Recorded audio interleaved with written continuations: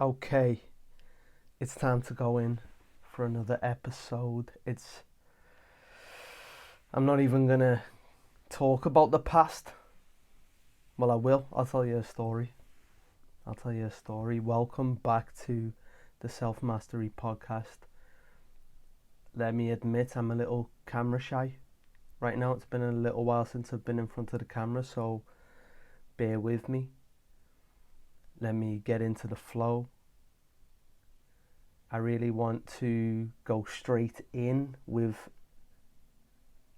that note in particular. I've been realizing how much the internet and social media paints this picture that everything's okay all the time, that everything's fine, that everything's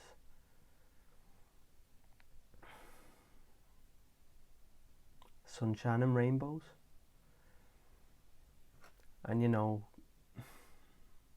I just want to make a stand for the truth, and that is that life is multi-directional, multi-dimensional. So listen, this video isn't for someone with a short attention span.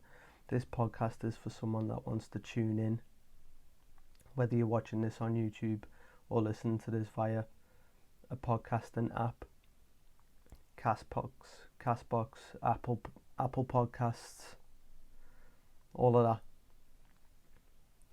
This is for someone with attention span who wants to tune in and to hear me speak about some things that I've experienced in life. I'm going to talk about sweat lodge.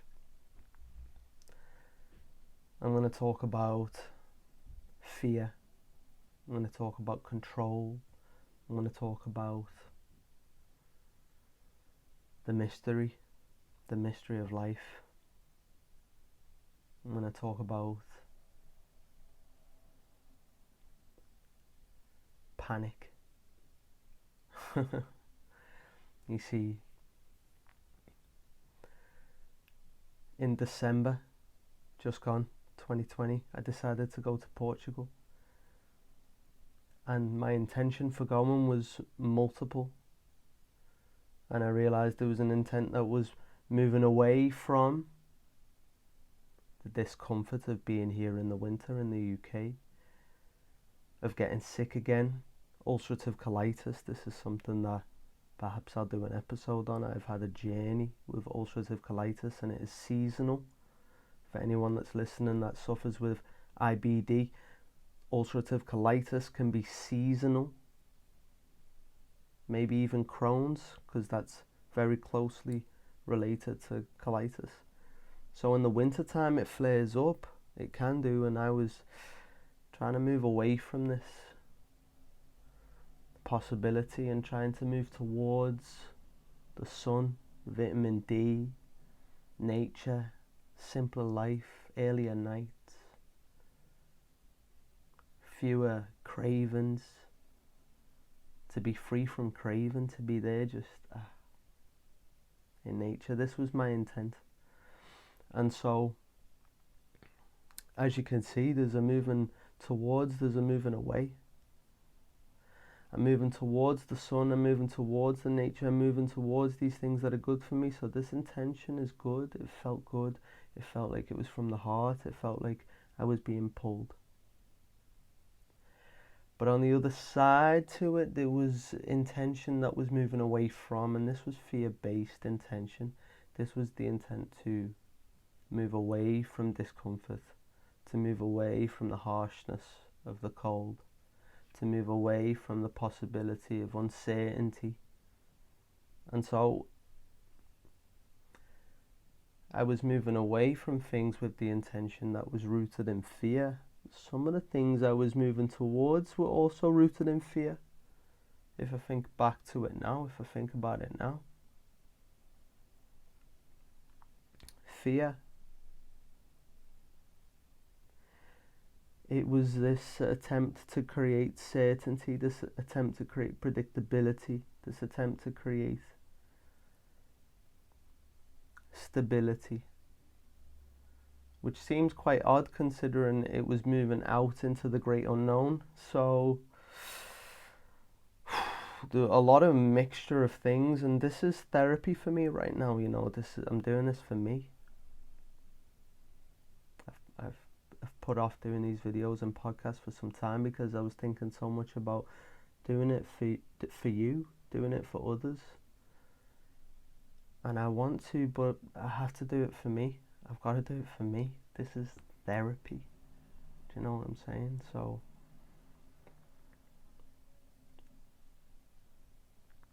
I went to Portugal with very mixed intentions, a lot of it rooted in fear, many things rooted in wanting to be good to myself and wanting to give myself the opportunity for health. I felt it was very important for me to be with the sun this year. I felt it was super important, especially after last year. Wow, when I do the episode on ulcerative colitis, you'll get some information about the power of sun gazing, sunbathing. Jeez, that stuff was super powerful. So I took that call, and it was hard. It was tough. I went into the great unknown. Now, this podcast is for people that want to know some deeper things about me. Some people that maybe resonate with some deeper things. Instagram is so transactional. I want to put out the good stuff for the people that are willing to listen for a chunky amount of time. Do you know what I'm saying? So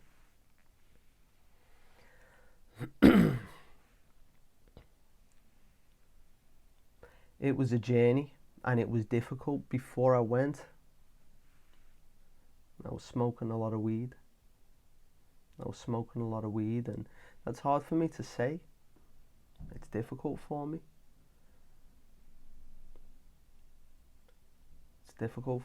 This is still something that I can I partake in.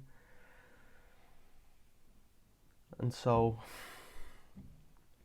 political correctness aside, let's go in to the truth. This is my challenge, is to speak truth about what's really going on in my experience of life. It's important to speak it. So smoking loads of weed, every day. And wow, the journey of just like leaving home. I was crying, I was sad, I was scared, I was so scared. I was getting into the airport, I was just always so scared of the next thing and the next thing. There was so much fear.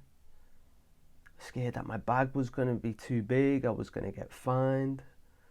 Scared of whatever, something going wrong on the plane. We were all masked up. So I was breathing, and it was hard.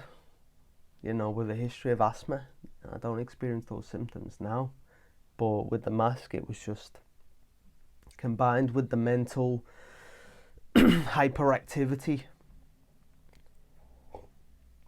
It was moving away from addiction. And so this is the thing.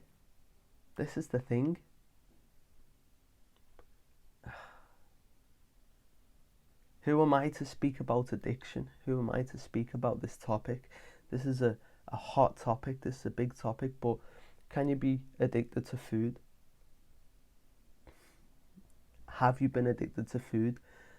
You can be. We can get addicted to food. We can get addicted to anything.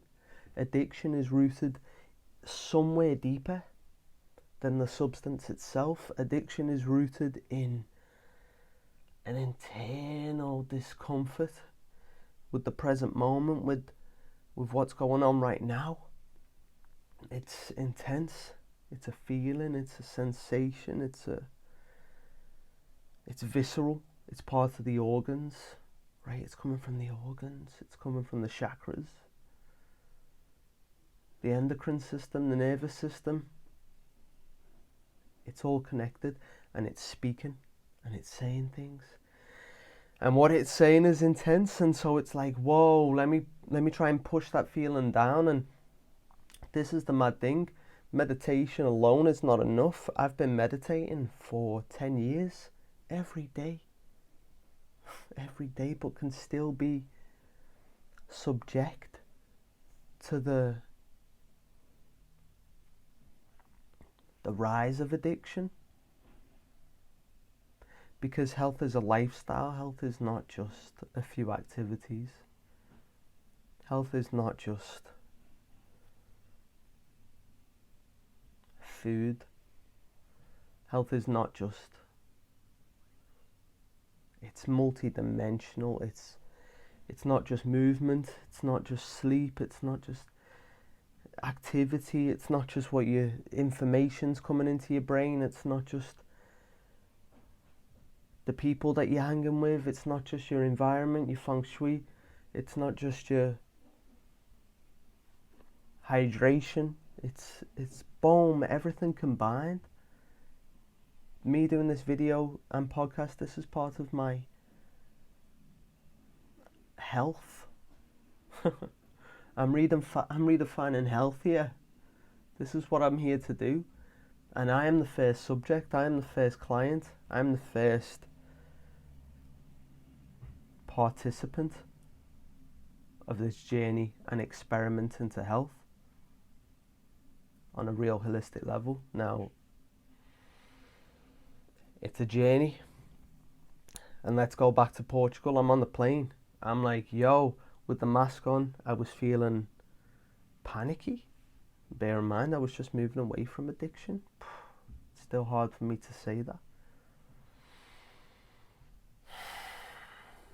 And so, I just sat with it. I just went through it. And something beautiful revealed itself to me. And that was that it passes. It passes. This is still something for me to master. This is something that I've just tickled and then cushioned myself from. And I want to address anyone that's listening or watching right now. If you are bubble wrapping yourself like I've been until now, cushioning the fall, it's potentially more dangerous than just taking the plunge. The cold shower, the cold immersion, it's less painful when you just go for it. But if you tiptoe, it hurts. And I feel like I've been tiptoeing until now. I feel like I've been tiptoeing. So don't cushion the fall. I wouldn't recommend it. I'd say just go all in and let it take you away, because you can still smoke in Lisbon.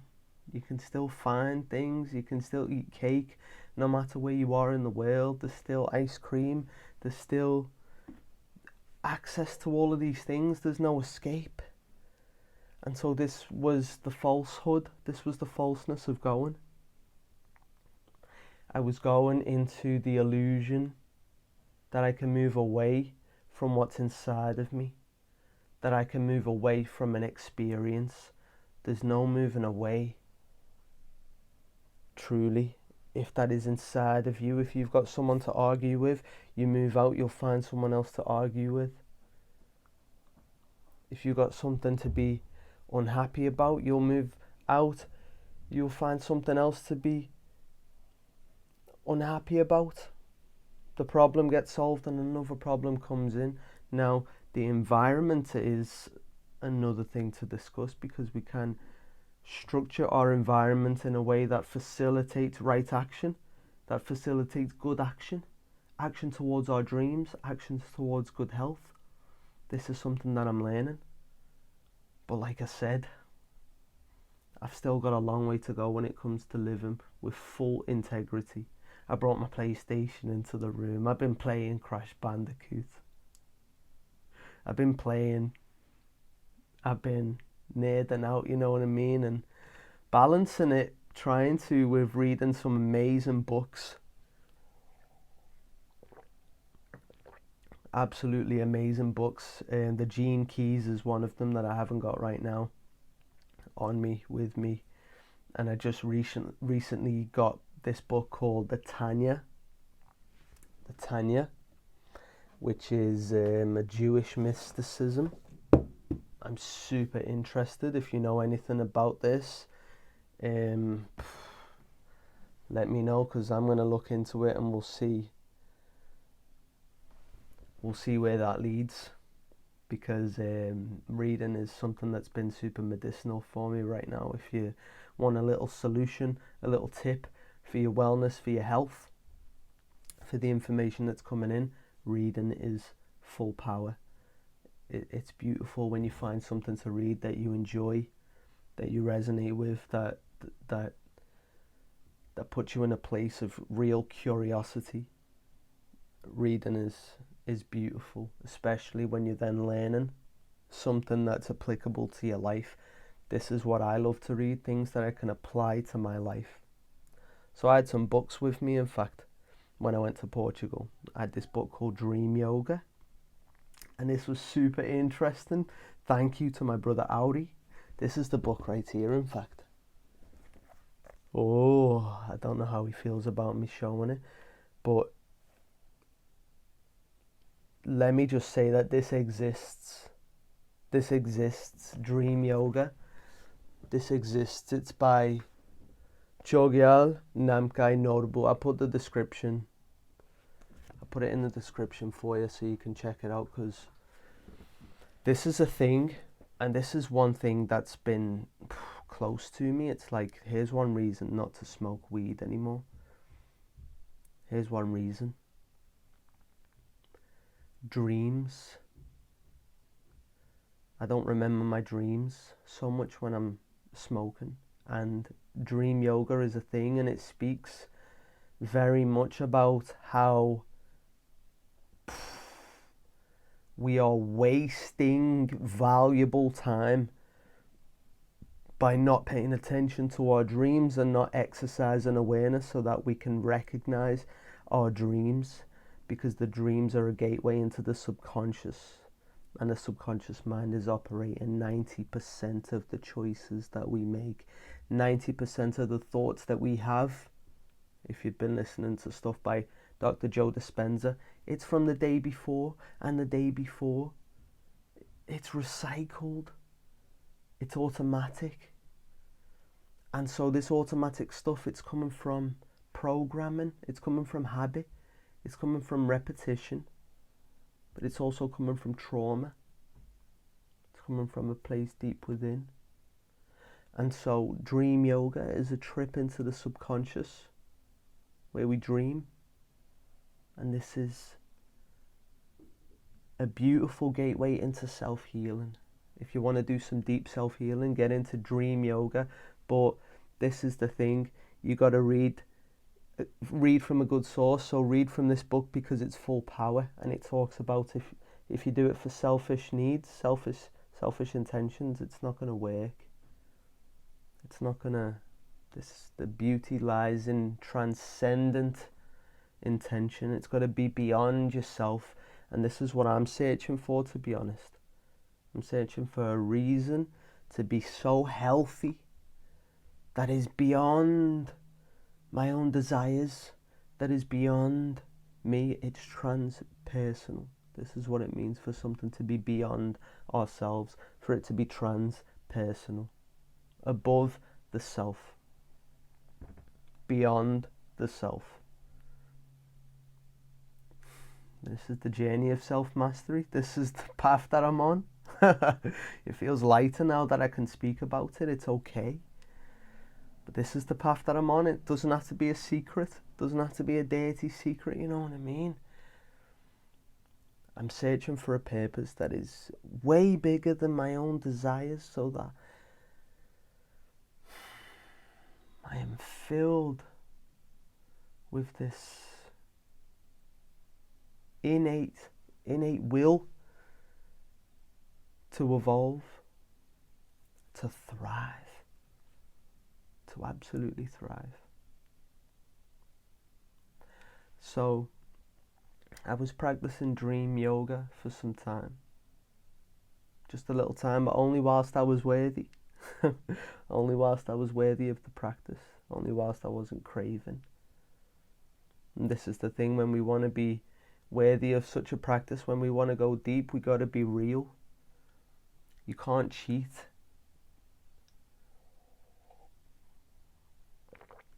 In yoga, you can't cheat in yoga. Can't cheat in meditation. No psychedelic is like, no, that doesn't feel true as I say it, because I haven't experienced many psychedelics other than the mushrooms. Once. Profoundly, very spiritually, very meditatively. I'll speak about that on another episode, perhaps. Tell me if you want to hear about it in the comments. I'd love to know. And just as a reminder to support me as I make this content, just like, share, donate even if you want to. Honestly, like, whatever you want to do, just in some way support this podcast. In some way, just take small action that has a very large impact, that could have a very large impact in my life and in getting this content out to as many people as possible. That would be absolutely amazing if it was benefiting people, and if we could refine this content together through feedback, because this is how I work. My element is metal in the 9-star key Japanese mythology, and that is reflective. The steel, metal, silver mirror, it's reflective, and so feedback is super important. I gotta know what works and what doesn't work. Let me know if I babble, if I ramble on too long. Let me know if it's knowledgeable, if it's entertaining. Let me know if it's informative. Let me know if it's not. I really want to know all the ins and outs so that I can refine this as much as possible. Let me know if the video quality could be better. It's just a feedback process. That's what we are. We are a membrane. We aren't just one particle. This is one thing I've been reading about in the Gene Keys, is getting out of particle mentality and into membrane consciousness. We are all connected. We can talk about that with the mushrooms, in fact. So, to move away from craving is to move into discomfort, and to move into discomfort is to move into the void, because discomfort comes with an uncertainty of how long it's going to last for. And to the psyche, to the ego, to the construct, this is hard to deal with. How long is this discomfort going to last for? How long is it going to be? Thank you. How long is it going to be before I can feel at peace again? Or before I can feel pleasure again? Before I can feel the dopamine hit again? Before I can feel relaxed again? And so this uncertainty creates a lot of suffering. And this is what I've been dancing with. This is what I've been touching. And this is my main teacher at the moment, is this void. Is this void that comes in the space where there is craving, where there is space. And in between all of these spaces, this darkness, this void, and this will connect to the sweat lodge. This darkness and this void lies an opportunity, a dream to evolve. And it's absolutely beautiful, in fact, because it's not easy. It's not meant to be easy for that reason, that it's only available to those that are worthy. It's only available to those that are willing to go through into the chaos and the chasm and the crucible, to go into the void and to withstand the void, to then receive innovation, to receive the new idea, the new way, the new path. because our neurological pathways, if you know about neuron pathways, they run like roads that have been trodden very well. So if you tread a path, you go hacking with a machete. This is an analogy that really helped me understand. You go through a jungle hacking with a machete. When you get to the end point, you teleport, boom, back to the start. And this time, the path is already cut. But it could do with a little bit more. So you go through, you chop away at all the shrubbery and all of the branches and stuff. And then it's a lot more clear. You get teleported back to the beginning, back to the middle. And you go through a third time, it gets so clear that it becomes effortless to go through and you can run through.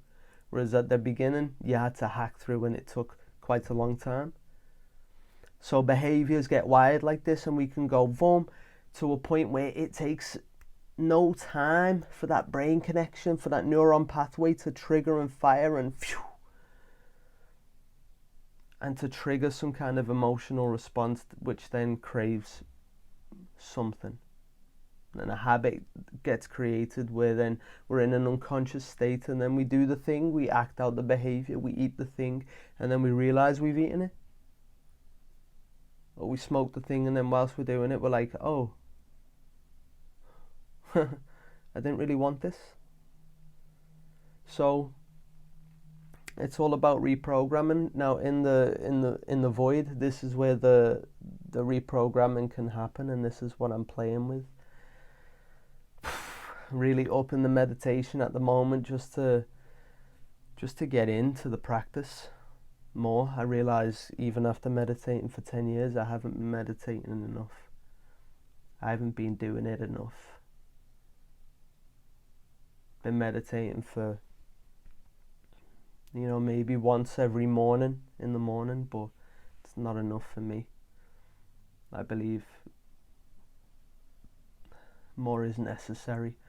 So been doing some Joe Dispenza style stuff, been using a bit of a guide, in fact, which is new for me, to be humble enough to accept a guide or to even need a guide. I never needed a guide when I began. When I began meditation, I just learned. My soul taught me. I discovered my soul taught me how to meditate. I did it myself. I read something from a passage in The Power of Now by Eckhart Tolle on the conscious flood meditation. I did it once and my whole body was lit up. I didn't realize this wasn't like normal, or that some people don't get it this quick, but I just delved in every single day, and I was meditating quite a lot back then. And here's something to help anyone that's struggling at the moment listening to this, anyone struggling with addiction or habits that aren't serving them, that they want to let go of. Think of a time where you were really on top of life, where you felt absolutely amazing in life. What was it that you were doing in that time? There was something that you were doing. There's a formula to this. There's a recipe to health. There's a recipe to health. There's a way. And so, what was I doing? I was meditating a lot. I was journaling a lot. Those were two things in particular, so the meditation's going up. Now let's talk about the sweat lodge, because the void is very closely and intimately connected with the Native American sweat lodge and the tradition of going into a womb-like environment that's hot but dark and cramped. And so I arrive at this place in Portugal. I meet some new people. A sister of mine, Emma, she introduces me to a group of people who were doing a sweat lodge ceremony. Now, this was a special one. This was the first time it was going to be on this particular land, and so we built the structure ourselves, and everything was so intentional. Get this, guys. We arrived at the nature area. We asked permission to the land. ask permission, because we were going to cut down some trees, we were going to strip them, we were going to really change the vibe of this land, and then come and have a really powerful experience on this land. So there are many beings, from the insects to the small animals, to the bacteria, to the cells, the membranes, the consciousness, the interdimensionals, if that's a thing. There's beings there. And so it's like, can we have permission to build this here? Is that okay? And what this instilled in me was a gentleness that says, let me watch where I tread these feet. Let me pay attention to where I tread and how I tread this land. This is one of the issues I feel we've become part of. It's one of the issues that we have become. We have become the issue of treading too heavily, treading unconsciously, not looking where we're stepping, killing habitats, killing forests, killing oceans, the land, not asking permission. And so this was deep, and this was the first part of the sweat lodge. So we're asking for permission. We start cutting down the trees, mimosa trees. Start stripping them with a knife. It had to be a patient job. And with every time, every piece of skin, every piece of flesh of the tree that we would strip off, there was intent. I no longer need to please others. I no longer need to run away. I no longer need to feel bitter, anger, resentment, sorry. I don't need to be sorry. I don't need to feel guilty. Just taking it away. I don't need to feel impatience, intolerance. I don't need to be too serious. Let's have fun. Let's have fun. Do you know what I'm saying? So it was super beautiful with the 6 of us. I think 6 of us. And we make this structure together. We're all doing these 5 mimosa trees each. 5 of them. We strip them off. And we build like an octagon. And then we cross over.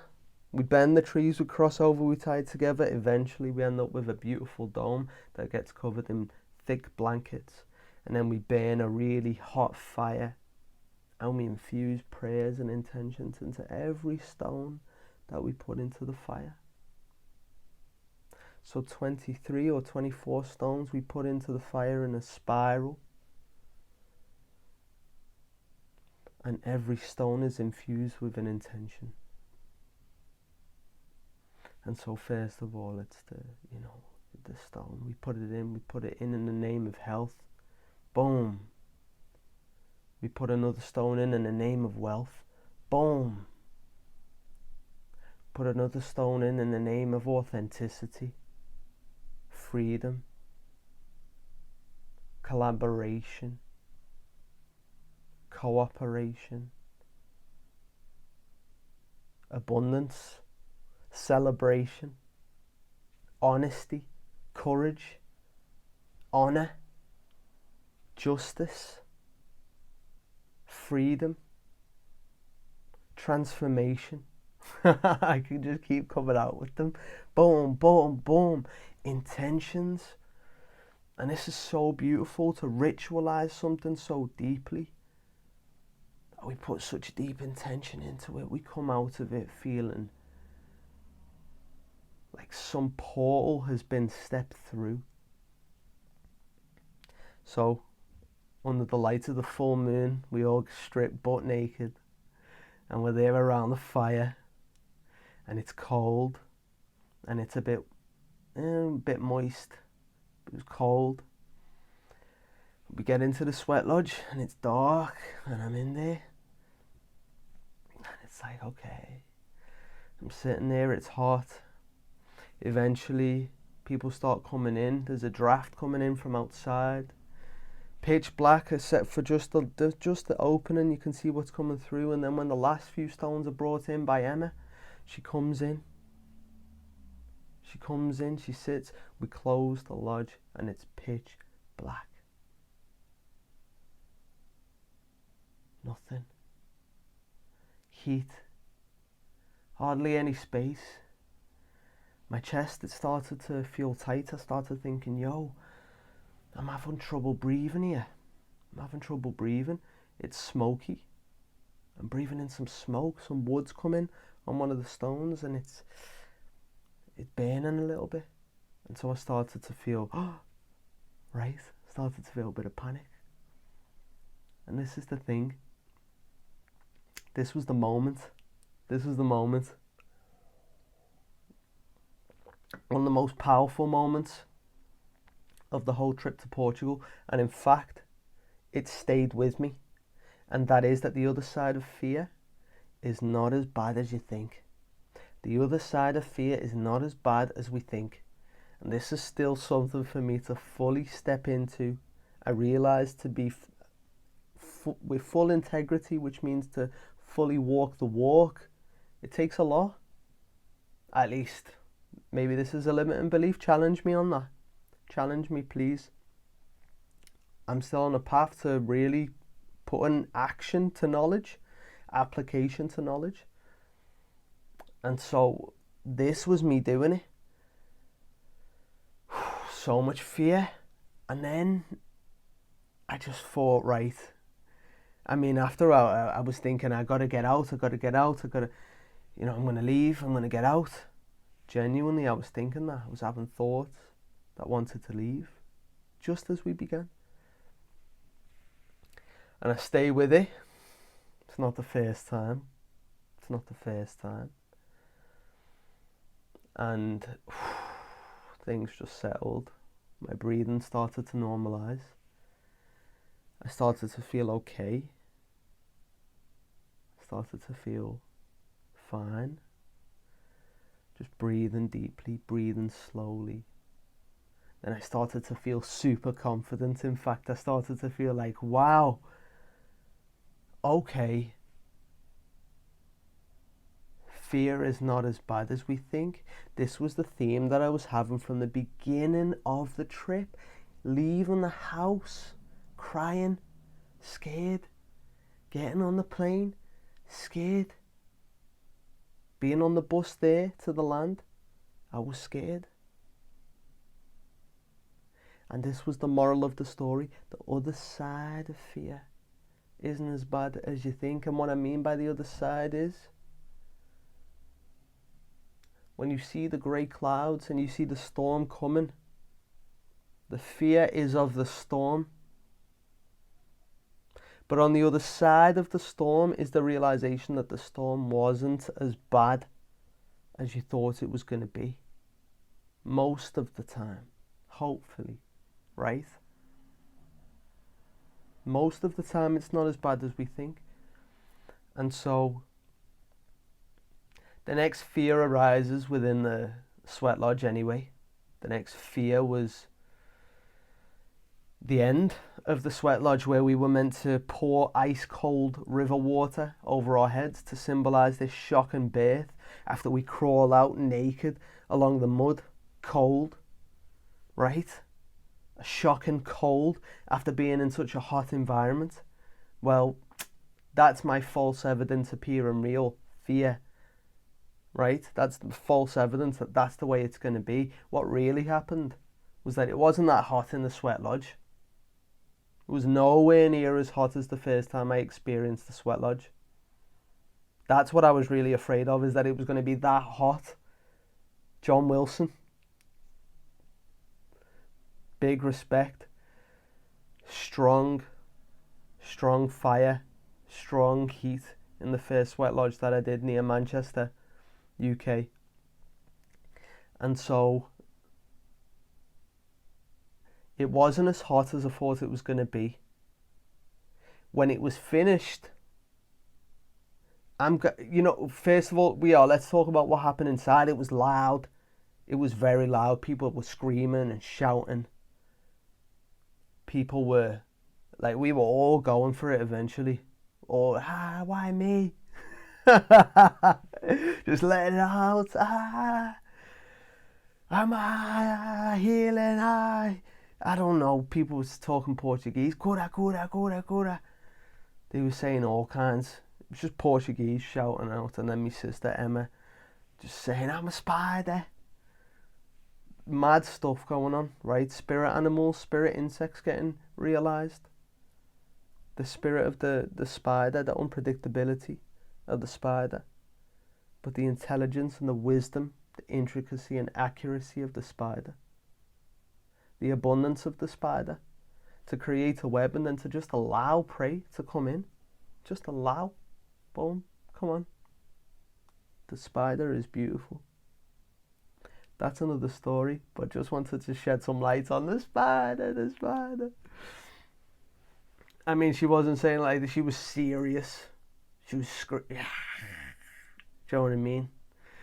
So, I'm shouting, why me? You know, because I started feeling like left out for some reason. This is a theme that's occurred in my life. Feeling like the odd one out. Feeling like the last one on the team, the last one getting picked, the outcast, the one that's going to be doing something else, right?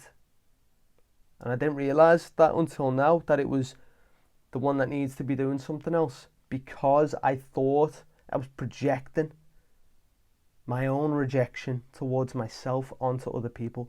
They're rejecting me. Come on, man. I was only rejecting my own self. And so, singling my own self out, creating this isolated experience, that's starting to come to an end. Again, bear in mind, I'm very much in this transformation. This is happening. I don't want to just talk about it after it. I don't want to just save all of the juicy content and then just speak about what happened after it and then sell a product on how to undergo that transformation yourself. I want to show you myself, my journey of self-mastery. I'm going through it. And so, singling myself out, I'm shouting and screaming in there, why me? Hey? Real anger coming up. Why is there a problem when I'm doing it? Everyone else is moody. Everyone else disagrees, says no. Why is it that when I say no, it's a problem? Why is it that when I put my boundary up, it's a problem? I feel guilty. Why do I feel guilty every time I put a boundary up? Right? Every time I'm honest about something that I don't like, there's guilt that gets felt. Fear, rejection, sadness that I can't just express that and be okay with it. Because what if the other person's not okay with it? Right? Etc, etc. So many things were coming up.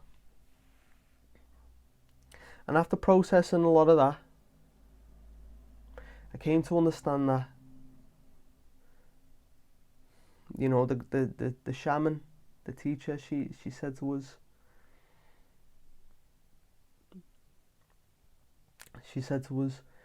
we were accepted, we were approved of before even our parents approved of us. We were approved of, we were affirmed, confirmed, we were given the yes, the go ahead, before conception was even happening, before intercourse was even happening. That soul was on its way.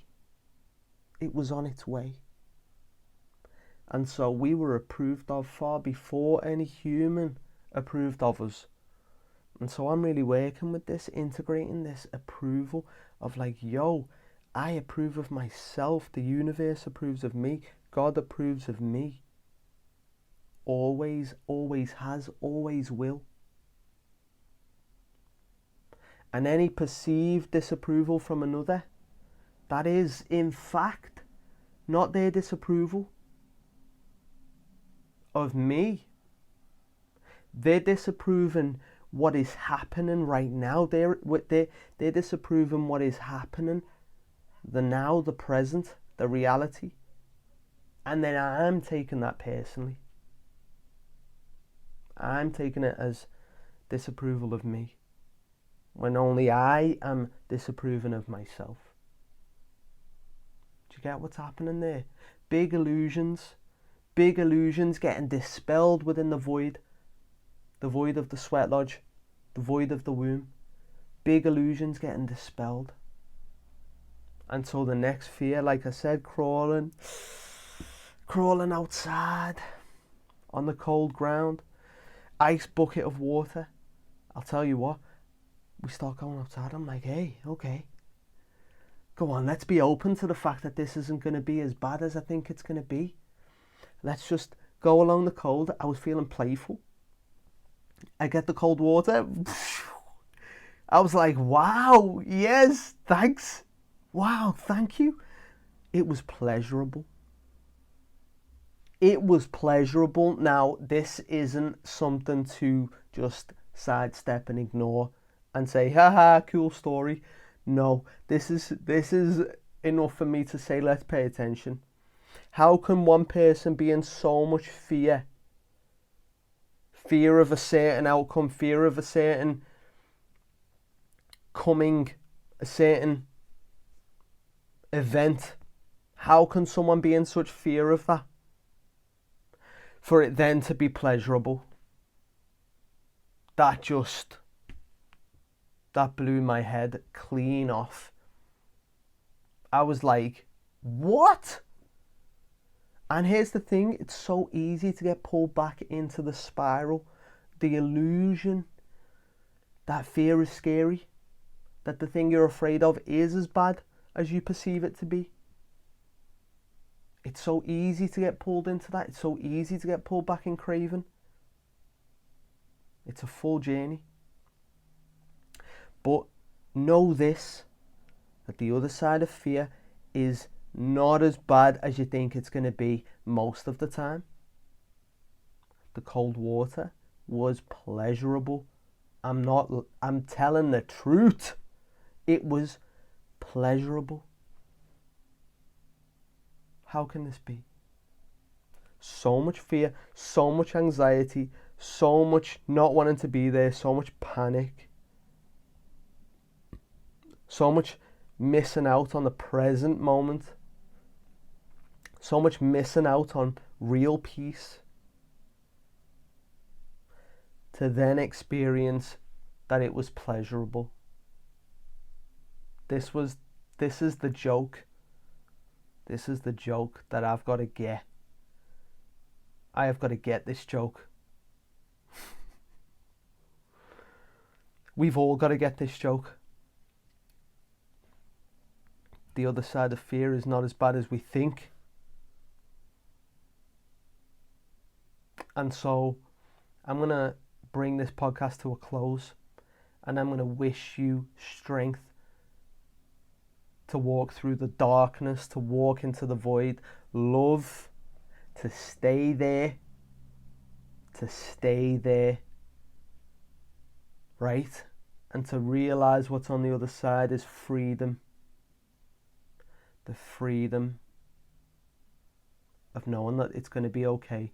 The freedom of being familiar with the void and welcoming this. The freedom of true health, which means multi-dimensional, multifaceted thriving. Okay? Walking the walk, integrity, bringing it in, bringing it in. If you like the podcast, like, subscribe. Okay? I'm going to make this clear. I don't want this to just pass through your ears. Subscribe to the channel. Leave a rating. An honest rating. A comment. Check out the description below as well, because I'm going to leave some links to the books that I mentioned. And there's also links there to other things, social media platforms that I'm present on. My website, selfmastery.com. This podcast is for you. This isn't just me trying to do some business thing anymore. This is for me to really share and to go deep on. Now, I'm going to integrate that intention into my website as well. So my website is not just a place for me to make money. My website is a place for me to add something special to your life. So head on over to slfmastery.com. That's selfmastery.com. Strength, love, freedom. Mastery.com. It's going to transform. It's going to transform. And we're going to be bringing some real value, some real goodness. So stay tuned, check it out. We've already got the online dojo on there. So if you want 14 days free, go and start doing yoga. Start meditating. Learn from my Meditation 101 course, which is on there too. But I honestly don't care. I just really want you to like this, to subscribe to it, to share, and to get this content around. That's what I want more than anything. I don't really care about you joining the dojo right now. What's most important is that